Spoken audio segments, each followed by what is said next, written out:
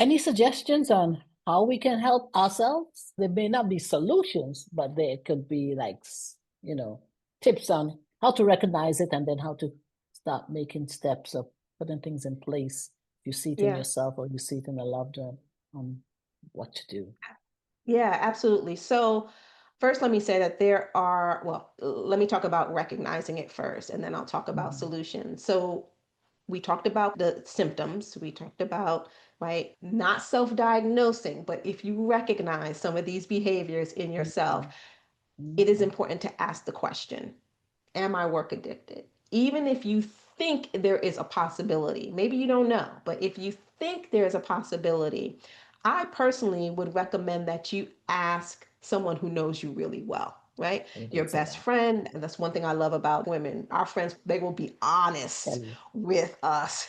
They're going to tell us. They're not going to let us walk around like we crazy. So you ask your best friend, ask your partner, right? Ask someone who really knows you well, and share with them what we talked about today in terms of potential symptoms, and ask them if they see that in you. That's just a good check and balance that you don't have to go anywhere. That's a phone call or a quick conversation, right? To get validation or invalidation of what you might be already thinking.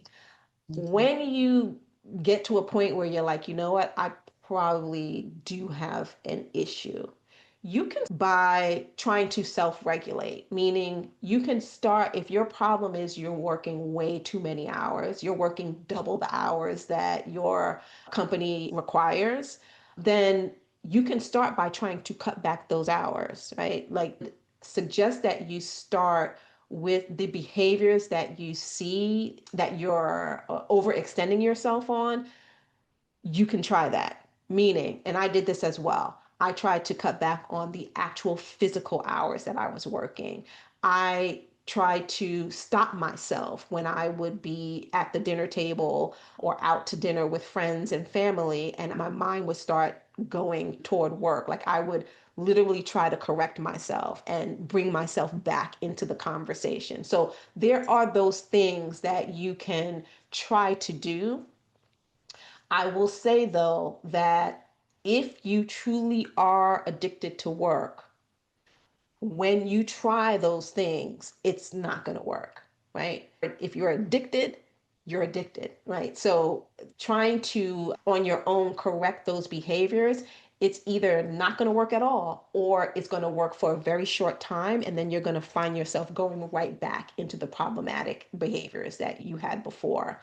And that is when you truly do know that you are addicted and you need to get some other type of help, either through a psychologist or psychotherapist or even a clinical social worker, right? Work addiction is a compulsion. So the person that you go to for help doesn't have to be an expert in work addiction, but they do have to be an expert in helping with behavioral addictions. So that's one way you can get professional help if you need it.